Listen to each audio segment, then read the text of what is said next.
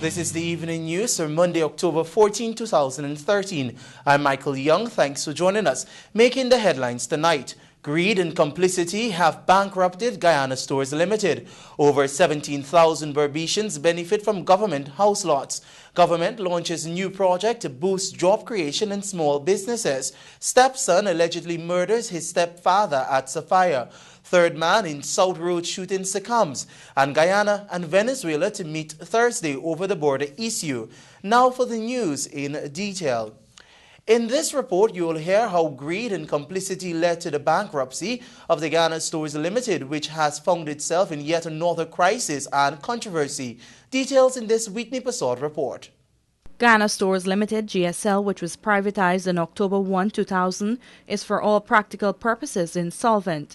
The financial statements at December 31, 2009 revealed that liabilities of $1,673,617,000 exceed assets of $826,406,000 by $847,211,000. In addition, just 3 days ago, the Ghana Revenue Authority, GRA, announced that it had won court action to recoup $354 million in taxes from GSL up to an unknown past date. Furthermore, the 2009 financial statements are now 3 years outdated, so it is reasonable to assume that the financial situation would have deteriorated even further. Without trying to cause undue alarm, the National Insurance Scheme NIS and other small shareholders face the frightening reality of losing their investments outright. At this stage, liquidation seems inevitable, and the only realistic chance of recouping some of the losses lies in finding a suitable buyer for GSL's once prime real estate. Ordinary stakeholders, such as NIS, are, however, last in line to recoup in the case of liquidation proceedings. So if they are lucky, they will receive a few cents on the dollar. In reviewing the financial performance of the company January 1, 2001 to December 31, 2009, it became very apparent that greed was the primary factor behind the spectacular downfall of this once prestigious company. Lalbachan Christopher Ram, the auditor, would have been fully aware of all that transpired.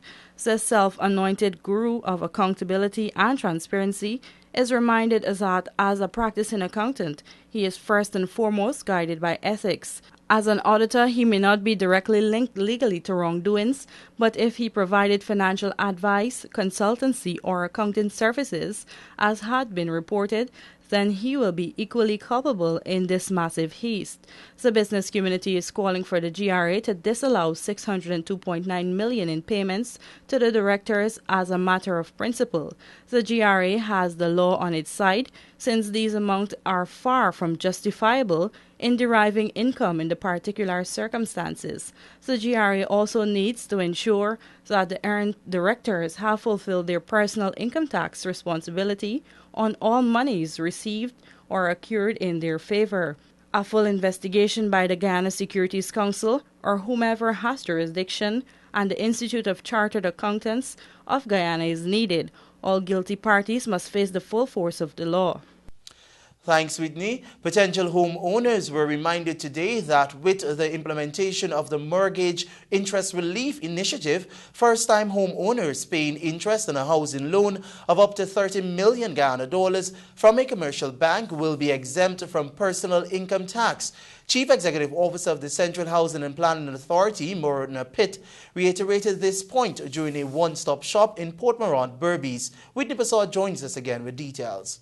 Over 750 citizens will be living the Guyanese dream following the Ministry of Housing one-stop shop today at Port Morant, Berbice. Some 38,000 new homeowners were present at the Port Morant Community Centre ground in Berbice today to realize the dream of owning their own homes at the Kilcoy-Chesney housing scheme.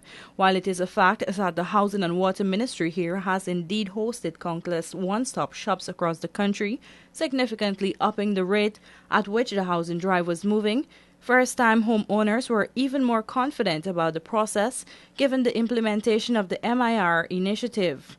Speaking to the gathering at the event, CH&PA's CEO Morna Pitt told the people that from a dollar and cents perspective, owning one's own home is a good thing. She said that the new MIR idea is also a plus for them. The theme this morning is Live the Guyanese Dream, Home Ownership Made Easier. Ladies and gentlemen, today is your day. It's your turn, where over 700 of you will be given the opportunity to live the Guyanese dream, as home ownership is made easier and more accessible to you. It is a known fact that the best single investment you can make is owning your own home. According to Pitt, the Guyana Revenue Authority has already begun to publish notices for the public's consumption outlining the process for MIR. She urged the potential homeowners to be alert and keep in tune with GRA's notices on the MIR so that the process could be much simpler for them. Meanwhile, Region 6 Chairman David Armagon, during that same event, expressed satisfaction at the country's housing drive. He too urged first-time homeowners to be up to speed with the MIR system.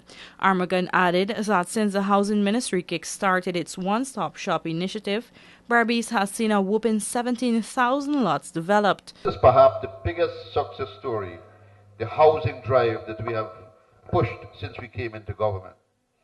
So much so that the rest of the Caribbean has now been looking to Guyana as a model of development in the area of housing. Quite recently, the Prime Minister of St. Vincent and the Grenadines was here, and he spoke about our housing drive, how much he admired the way this government has handled housing and the progress that we have made in this area. Finance Minister Dr. Ashley Singh on Tuesday last signed and sent for publication in the Official Gazette the Income Tax Mortgage Interest Relief Regulations 2013. This signals the establishment of the regulatory foundation for MIR to be granted pursuant to the introduction of this measure announced in Budget 2013. In announcing the introduction of MIR at the time of Budget 2013, Minister Singh situated the new measure within the context of the outstanding successes of the government's housing program.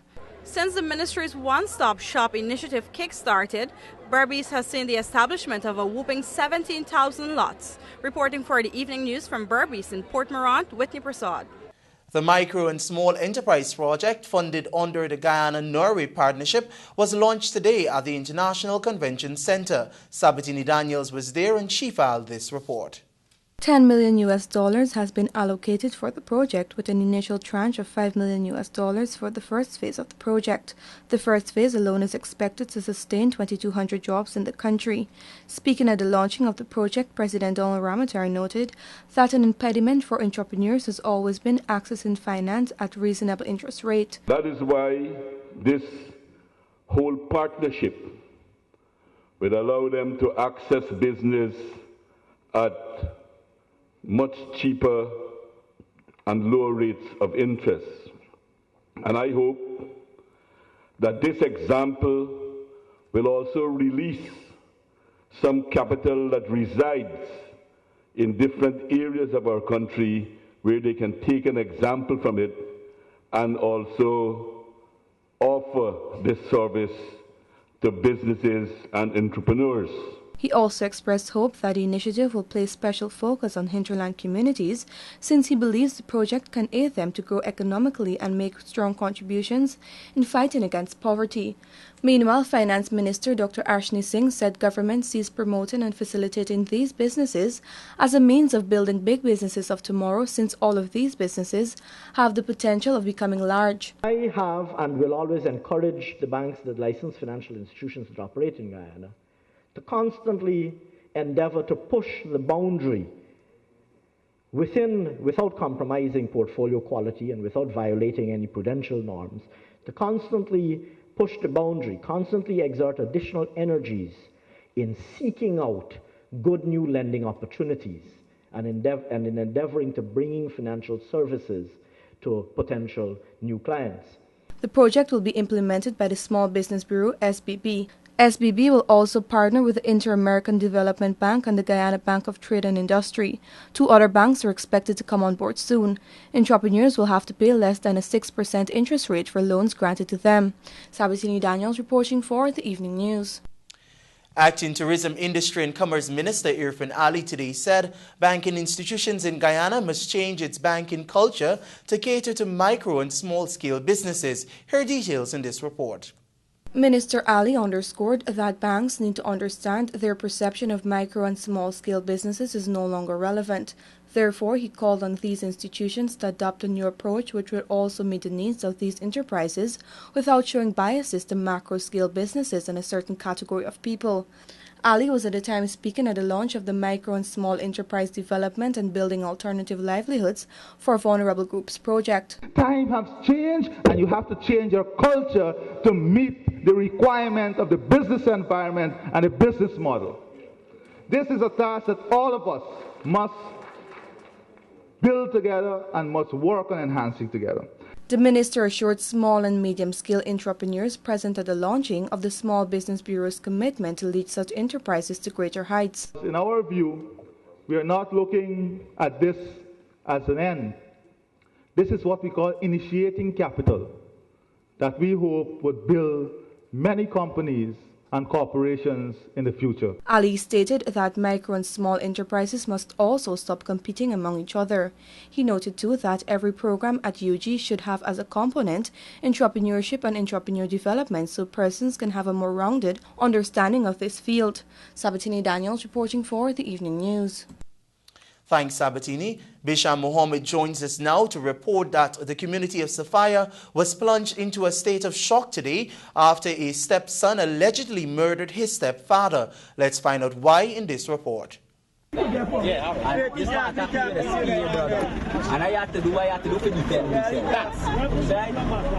was the murder suspect Emmanuel Anthony Green, who subsequently surrendered to the police and was taken to the Turkine police station where he was being interrogated. He is accused of killing his stepfather, Galton Lance McCalman, 48 of Lot 266 A Field Safire, by chopping him once to his neck.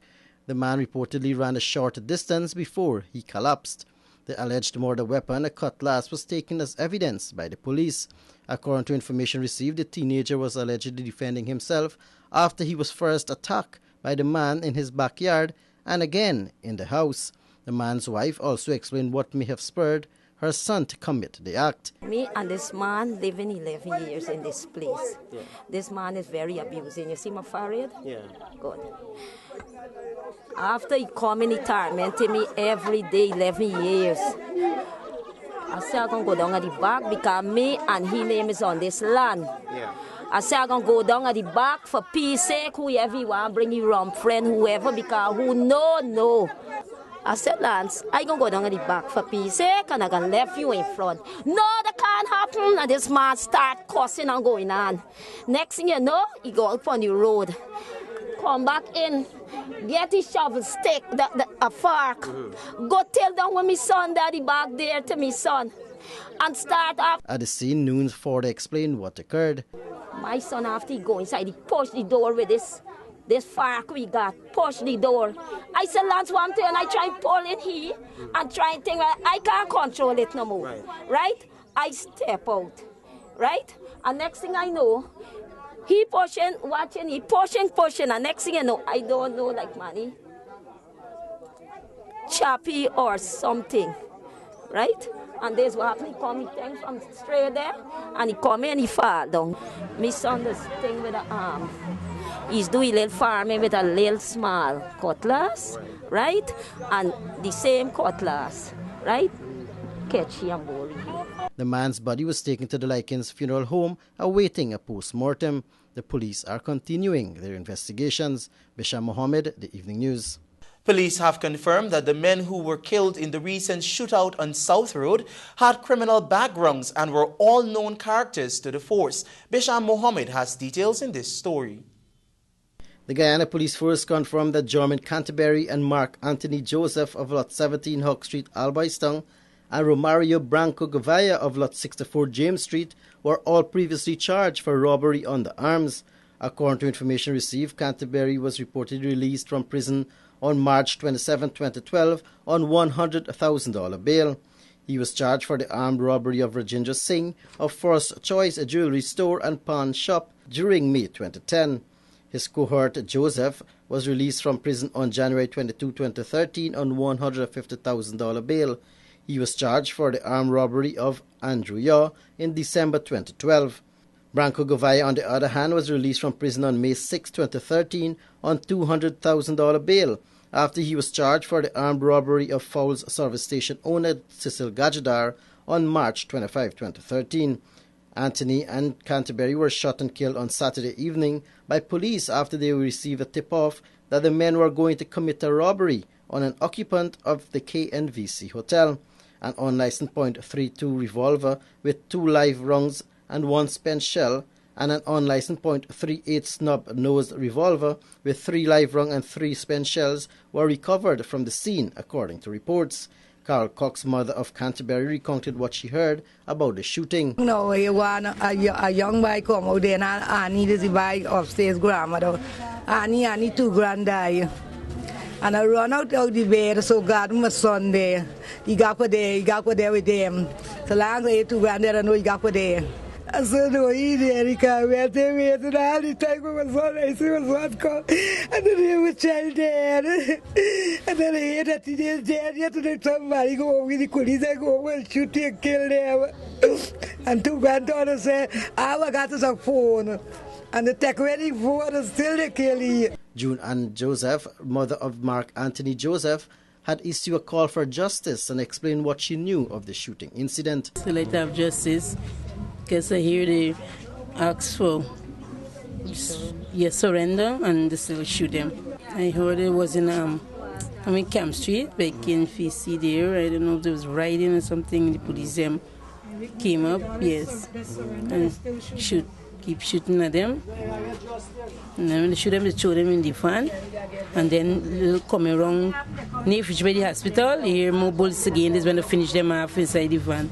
Meanwhile, at the home of Govaya, his father, Donald Govaya, related what his son told him. From Mario, I was told that the police stopped them and they just shoot them, shoot the 2 friends. Then, but he was far away from them, so he know how they got shot. Now, when they took him to the scene where the 2 guys were shot, they were already laying on the ground and they were already shot already. So, and they put him to lay down on the ground and just shoot him in his head. Police Commissioner Leroy Bromell called on eyewitnesses to come forward as the police continue with their investigations. Bisham Mohammed, The Evening News. Thanks, Bisham. Meanwhile, sources at the Georgetown Public Hospital confirmed today that Romario Govaya, who was the 3rd person linked to that shootout, has died. The Evening News understands that the 19-year-old died in the male surgical ward around 10 hours 30 today after spending some time in the high dependency unit following the shooting incident on Saturday night. The new strategic plan to turn around the sugar industry has been finalized and submitted to the Parliamentary Sector Committee on Economic Services. This was revealed by Agriculture Minister Dr. Leslie Ramsamy, who also sought to outline the many changes the document will include. Liana Bradshaw joins us with details. Agriculture Minister Dr. Leslie Ramsamy said the new strategic plan for the sugar sector has taken into consideration new weather patterns being developed due to climate change, the way cane is transported from the field to the factory, and the way in which canes are fed to the factories. As it relates to the weather pattern, Ramsamy explained that it does not allow for the usual 16 to 18 weeks per crop per grinding season. And therefore we have to change our the way we do business. And the amount of work that one did in 16, 18 weeks must now be done in 8 to 10 weeks, because that's about all the good time that one could reasonably expect with the weather pattern that we have. Dr. Ramsamy also outlined that mechanization is another factor that has to be looked at with a view of increasing this. However, he assured that moving towards this direction does not mean the replacement of current manual labor. The Agriculture Minister added that these new processes would mean that workers would have to improve their performance, ensuring maximum yield per acre. The strategic plan have to take into consideration this fact that if you reduce your grinding season from 16 to 18 weeks to more like 8 and 10 weeks, that means the factory must handle more cane, and so you need to upgrade your factories. Meanwhile, as it relates to the appointment of the new board of directors for the Ghana Sugar Corporation Gaisuco, Ramsamy disclosed that they are awaiting the no objection on the recommendations from Cabinet. Following the installation of Gaisuco's new board, the decision on the appointment of a possible new CEO will be announced. Reporting from in front of the Ministry of Agriculture for the Evening News, Leanna Bradshaw. Top trade unionists are disagreeing on the purpose of contract employees in the public service system, with one saying that contracts will destroy the movement, while the other says that this will never be the case. Samuel Suknandan files this report. President of the Federation of Independent Trade Unions of Ghana, FITOC Carvel Duncan, is disputing that the increase in contract workers is crippling the trade union movement in Guyana. Duncan's comment comes on the heels of recent comments made by President of the National Association of Agricultural, Commercial and Industrial Employees, Kenneth Joseph, who stated that the move to hire more persons on contracts will limit trade union involvement. The FITOC president believes that contracts are inevitable given a number of reasons, and said there is nothing in law that stipulates a person cannot join a trade union of their choice. So I do not see the logics where some trade union leaders would tempt to complain that contract is destroying the trade union movement.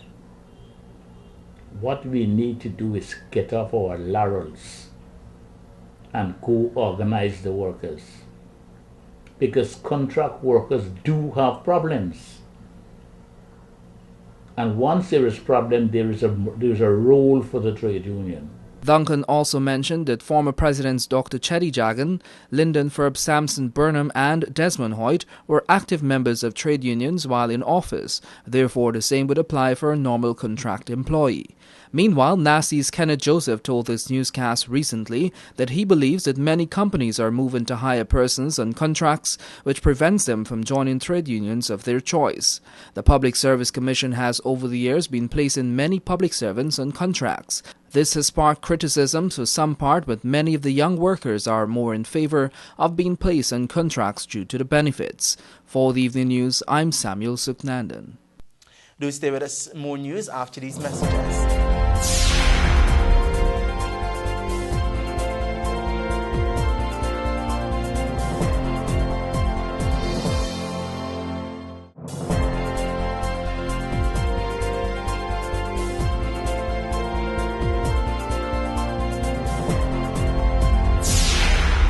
Welcome back. You're tuned to the Evening News.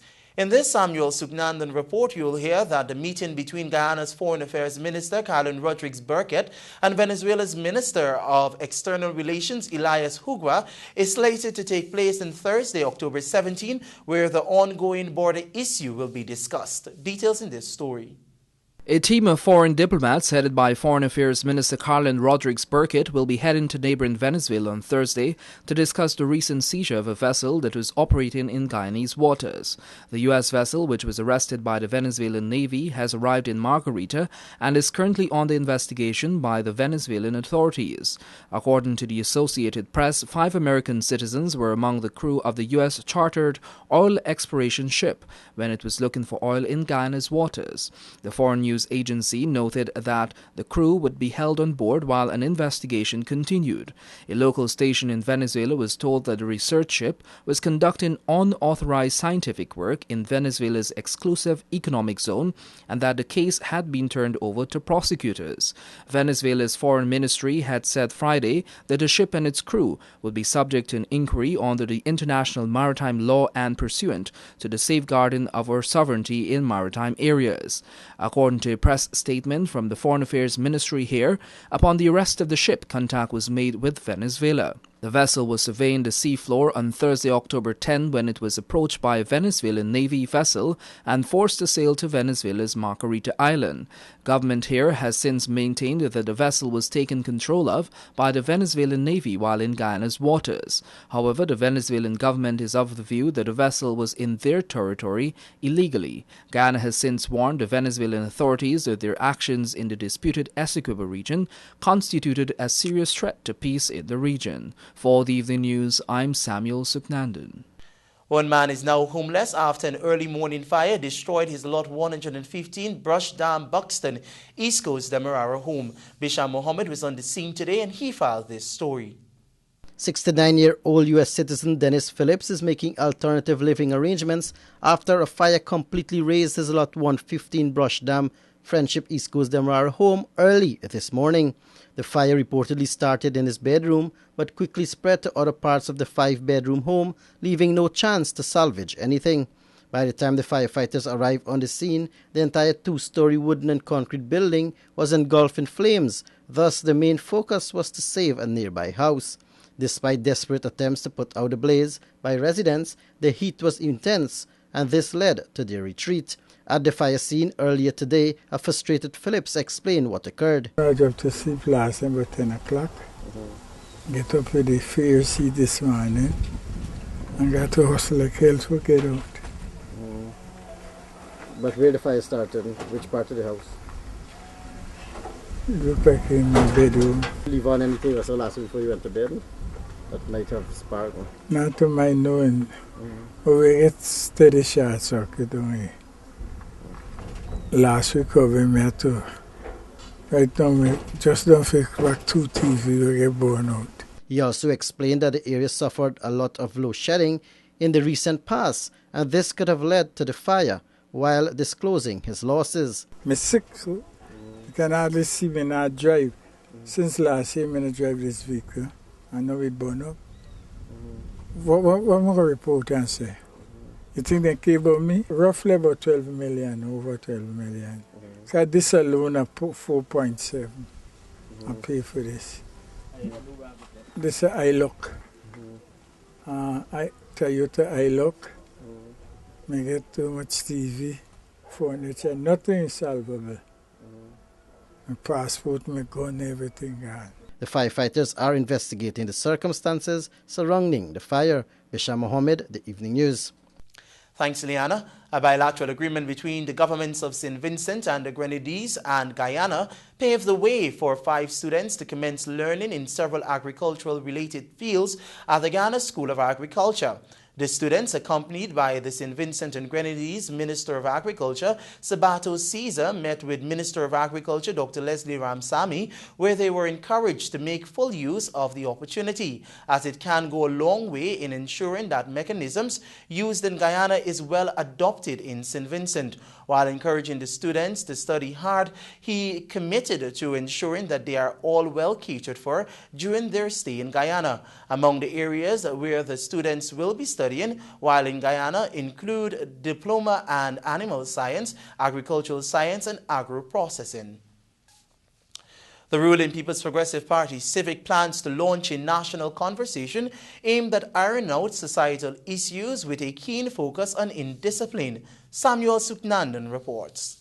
The People's Progressive Party Civic PPPC says a national conversation is necessary to curb indiscipline in the Guyanese society. The party's General Secretary and Home Affairs Minister Clement Rohi said the conversation will seek to call out on all citizens to work towards eliminating indiscipline, which the party believes is affecting Guyana's social fabric. Meanwhile, Junior Finance Minister and PPP Executive Member Juan Egil said there is need for a more active approach towards addressing the issue. Egil said that this will need the support of all citizens from all communities countrywide. The conversation will begin today. First, at the level of various organizations. I'm certain that some of the social groups, faith-based organizations, civic organizations will start responding to this, and that conversation will take place at the level of the executive. The People's Progressive Party intends to be a partner and a stakeholder, if needs be, to be an aggressive pusher, because we're the ones calling for it.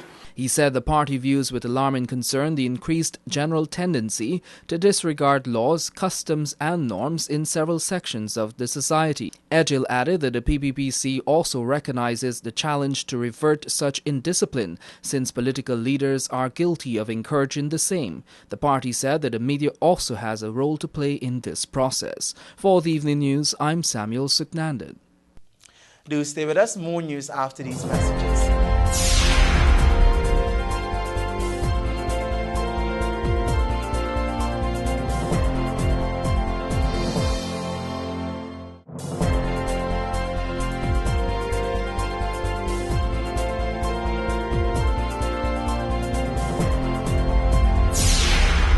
This is the Evening News. Welcome back. The recently established Smart Aid Pharmacy today reopened the northern branch at Diamond East Bank, Demerara, signaling the growth of the economy's entrepreneurs in today's society. Here are details in this report.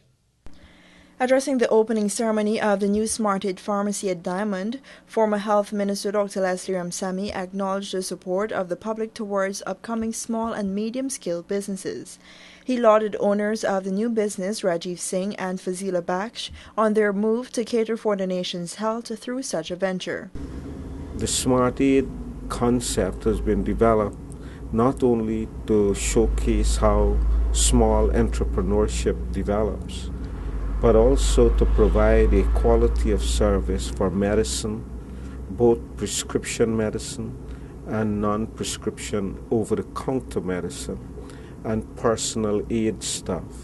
Dr. Ramsamy stated that Guyana's economy is now being driven by small private sector companies coupled with government investments as they contribute significantly to the country's economy. Smart Aid is one of those many businesses that are developing to meet people's needs. But the most important thing is we see in reality, we see in everyday life now in our country how the space has been created for entrepreneurship. Meanwhile, proprietor of the pharmacy, Rajiv Singh, said the development of the Grove Diamond housing scheme has encouraged a new opening. Diamond is now developing a business area. I'm opposite the Republic banks, all three banks, and I'm next door to the hospital. So, it's a good location. The Smart Aid business first got going at 207 Bar Street, Kitty in July this year and has attracted good responses from residents there. According to Singh, it is a 24-hour pharmacy with a pharmacist always on call. For the Evening News, Leanna Bradshaw. Today, a new attorney at law was sworn in at the High Court before Justice Roxanne George Wiltshire, and Ara Khan was there and she filed this report. Ms. Keen Trotman, a former student of the Bishop's High School, was today admitted to the Guyana Bar after her petition to join the association was granted by Justice Roxanne George Wiltshire. Trotman's petition was led by attorney Doris Nay McGowan. McGowan, who had known the petitioner for a number of years, described her as a hard-working individual with good moral values. She went on to speak about the petitioner's academic achievements, stating that Ms. Trotman has been successful in all her areas of studies, attaining 9 passes at the Caribbean Secondary Education Examinations in 2005, 5 passes at the Caribbean Advanced Proficiency Level in 2007, after which she pursued a degree in law at the University of Guyana and successfully completed her Bachelor of Law degree in 2011 before she proceeded to Hugh Wooding Law School in Trinidad. McGowan said that she has no doubt that Ms. Keen Trotman is a fit and proper person to be admitted to the bar and implored that she serves Guyana's legal system with honesty and integrity and to maintain her professional responsibilities at all times. I'm very happy. It's a long journey that I've finally accomplished being admitted to the bar. I think I am ready for my journey ahead. I know it will be a long journey, but with God by my side, I'll make it upon the oath in which I took today. I'm currently interested in civil. I'll stay away from criminal at the moment, but civil is my area in which I'll be practicing. Okay, well, I think that in everything you have to stay focused. It's not an easy road, but once you are persistent and you work hard, you'll achieve things.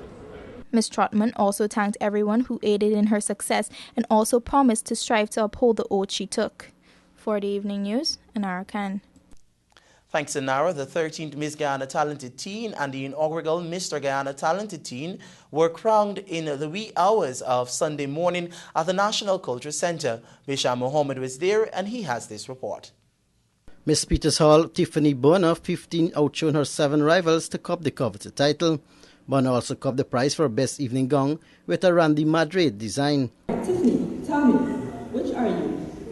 Daddy's little girl or an Amazon warrior? What? I am an Amazon warrior because just like an Amazon warrior, I am determined, I fight for what I believe in, and I know I can be what I want to become. Outshining his competitors to cup the first ever Mr. Guyana Talented Teen title was Mr. Better for Walking Kiefer Wesley Smith, 16, who was among the top 4, but not a favorite to win the title. He sealed the deal with his response to the final question. Kiefer, which are you? Mommy's son or an Amazon warrior? I am a mommy's son because I grew up with my mom. She was the one who taught me everything that I know from child to now. She has been my biggest inspiration, my biggest fan, my wind beneath my wings, and my strength. She stands by me through everything, and I portray all that she has taught me. He was also given the prize for Best Talent, as well as Best Male Body, Best Introduction, and Mr. Congeniality prizes. It was a great experience to meet my first time in pageantry, but this has been a really good experience for me. I'd like to thank Miss Pamela Dillon for giving us the platform to let our voices be heard and to showcase our talent and to show the public that they are talented and hopeful youths for the future. Well, I just gave my all in my introduction, my swimwear, my talent. I just gave my best, and my best did pay off. Bonner explained her most memorable moment and disclosed that she cannot wait for the regional contest. Bisham Mohammed, The Evening News. Do stay with us. Your sport news is next.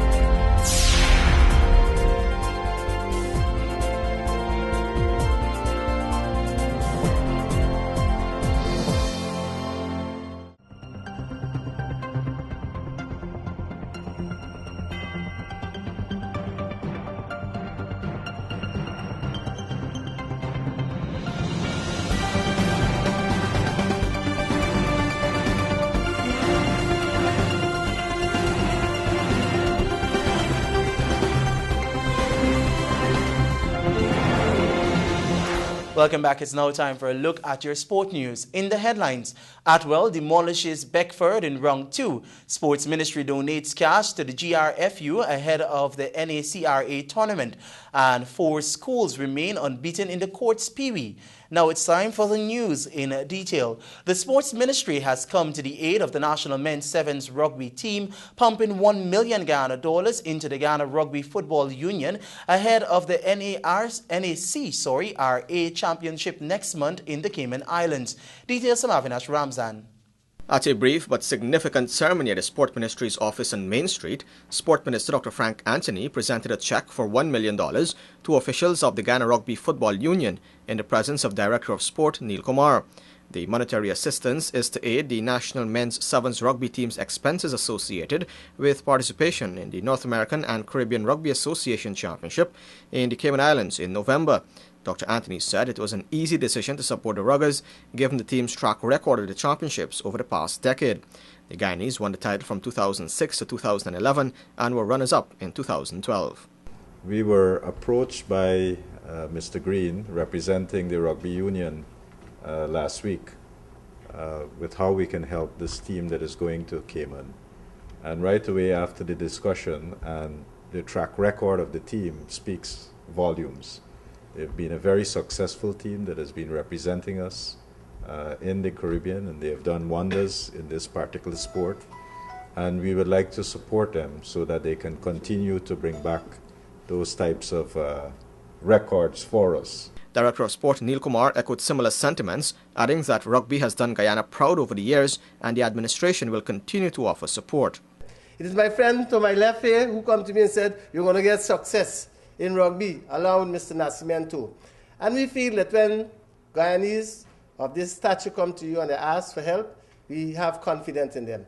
We have tremendous confidence in the leadership of the rugby union, I will say that we will support them whenever we can. President of the Guyana Rugby Football Union, Peter Green, who is also the head of the Guyana Amateur Powerlifting Federation, said the Sport Ministry has always been receptive to his call for assistance, adding that Dr. Anthony has been unwavering in his support.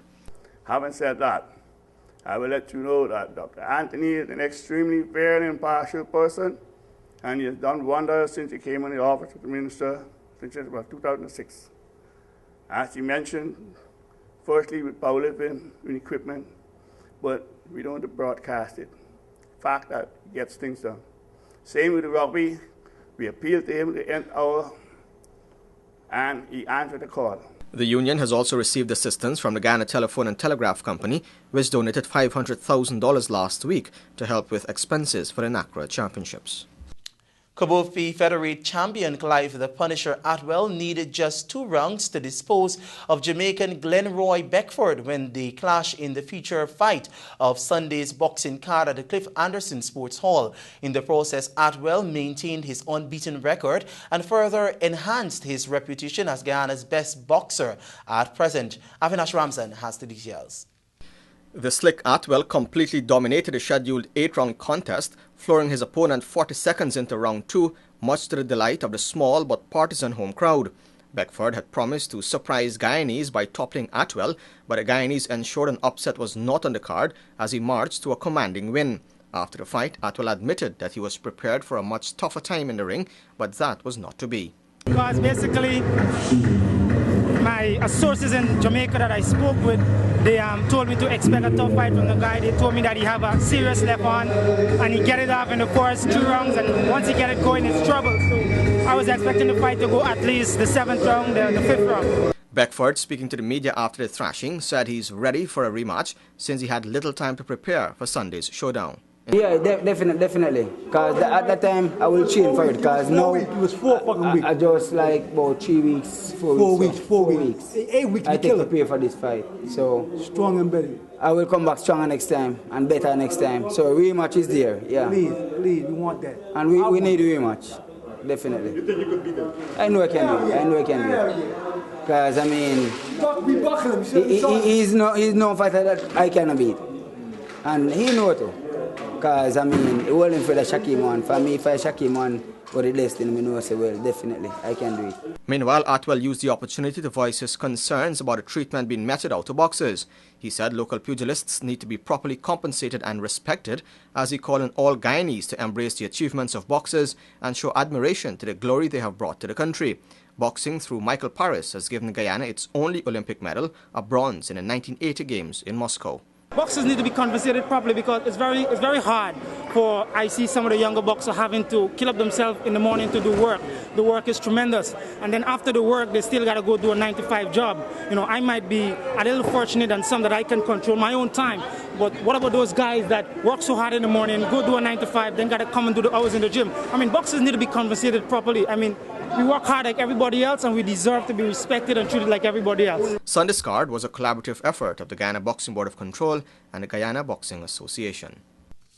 Thanks, Avinash. Newcomer Shanella Webster copped top honors in the 2nd annual President's Cup Golf Tournament, the first female to win the prestigious tournament at the Lusignan Golf Course, East Coast, Demerara. Playing off a 36 handicap, Webster finished a gross 78 and net 62, while Chatterpaul Dio, with a 15 handicap, ended the second with gross 81 and net 66. Third place was taken by Andre Cummins, who shot an 83 gross and 67 net, playing off a 17 handicap, while Vijay Dio was fourth with 77 gross and 68 net, playing off a 9 handicap. The competition attracted 45 players, inclusive of 5 females.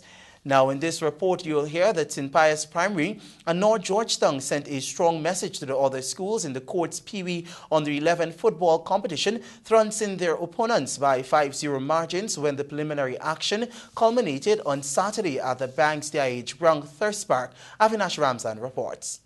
Also in Winners Road during the 3rd weekend of competition were J.E. Barnum, Enterprise, Tugville, St. Stephen's, East La Penitence, West Rhineville, Marion Academy and F.E. Pollard. In Game 4 of the day, a Beverly Mark helmet trick powered St. Pius to a commanding win over Winford Garden. The victory ensured St. Pius maintained an unbeaten record, winning all 3 of their preliminary games. Mark opened the scoring in the 8th minute and never looked back, blasting in another 3 goals in the 11th, 25th and 28th minutes, while Kamasi David tucked in a consolation in the 14th minute. While St. Pius's victory was more of a one-man show, North Georgetown's success against South Ranville came through a total team effort, as they also remained unbeaten after 3 matches. Tyreek Saunders started home a double, while Joshua Denny, Oren Williams and Michael Joseph accounted for the other goals. The other 2 unbeaten schools in the competition, East La Penitence and F.E. Pollard, gained hard-fought wins to finish the preliminary phase of the competition with an unblemished record. East La Penitence secured a 3-1 success over Safire, while F.E. Pollard got past Ketley Primary 4-2. Defending champions Marion Academy threw a Demetrius Diabru hat-trick, overwhelmed Redeemer Primary 3-0, while Ryan James's 39th minute strike handed West Rhineville a 1-0 win over St. Gabriel's. St. Stephen's emerged with a 2-0 victory over Stella Maris, while last year's runners-up Tugville defeated St. Sidwell's 3-1. Rashid Evans and Jeffrey Blair scored for Enterprise in their 2-1 win over Green Acres, whose goal came from Sion Jeffers, while J. Burnham gained a walkover from Westfield. Jermaine Padmore scored a hat-trick for St. Ambrose, who drew 3-all with St. Margaret's, whose goal were recorded by Diego Britton with a double and Malachi Edwards, while Success and St. Angela's played to a 0-all stalemate. Do stay with us. Your Bridge Reports are next.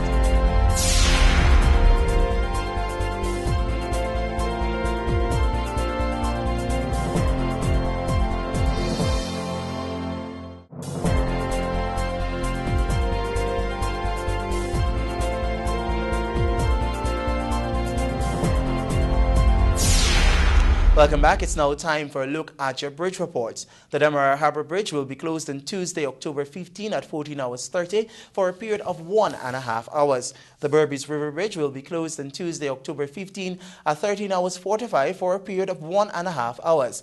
That's your Monday, October 14, 2013 edition of the Evening News. I'm Michael Young. Thank you very much for joining us and encouraging you to do join us tomorrow at 7 hours for the morning news. Goodbye.